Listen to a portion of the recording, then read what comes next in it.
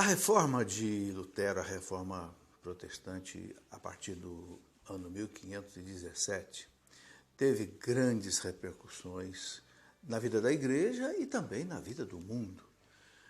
E nós gostaríamos de analisar um pouco essas repercussões. Bem, em primeiro lugar, é preciso entender que até ali em 1500 e pouco, a igreja mantinha uma hegemonia em toda a Europa. A Europa era assim, um monobloco católico.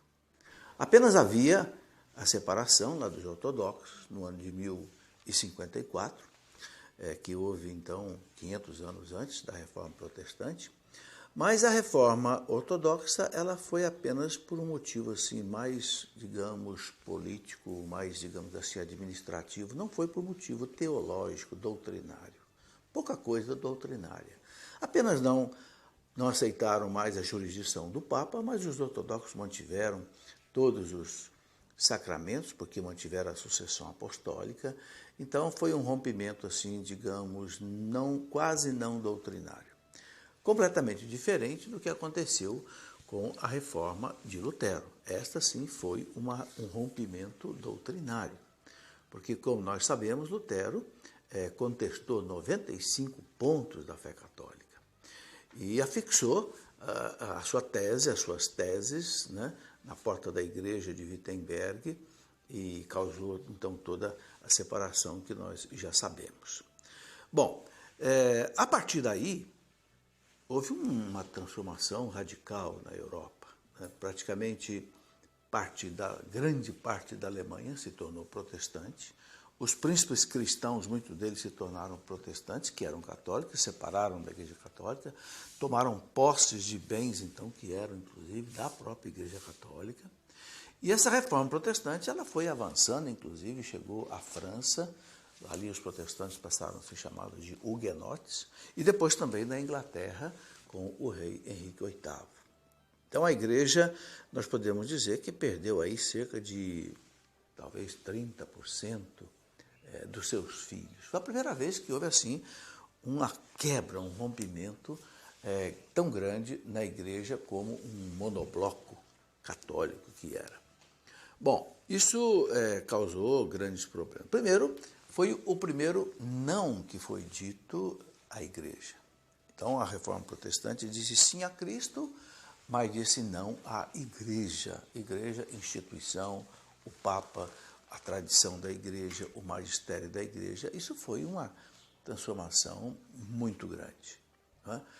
Depois, houve um segundo momento em que a igreja entrou num conflito muito grande com, digamos, essas comunidades evangélicas, hoje chamadas de evangélicas, mas que a história sempre chamou de protestantes. Né?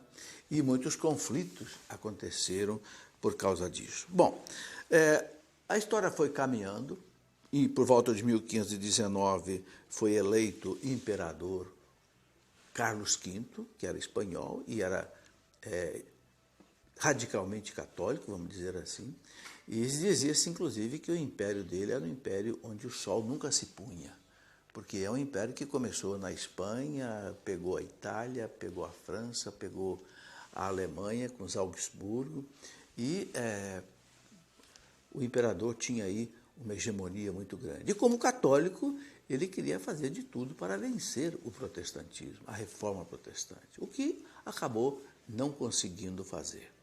Bem, essa luta continuou. Em 1519, logo depois da reforma de Lutero, houve uma coisa muito importante que foi a chamada Dieta de Worms. Na verdade, em 1520, 1521.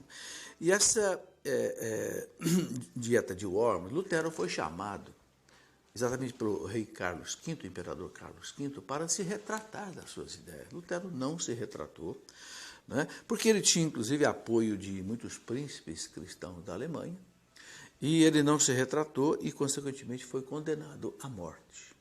Mas um grande príncipe na época, Frederico o Sábio, da Alemanha, escondeu Lutero no palácio dele, no chamado palácio muito famoso de Wartburg, na Alemanha, e Lutero teve ali praticamente um ano, digamos, preso, né?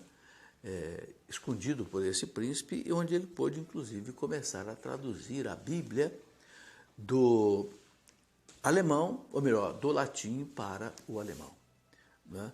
E é interessante que Lutero traduziu todos os livros, inclusive aqueles livros que hoje as próprias Bíblias protestantes não trazem, né? Lutero traduziu todos esses livros e como ele tinha muito conhecimento do latim e do alemão, evidentemente, pôde fazer aí uma boa tradução.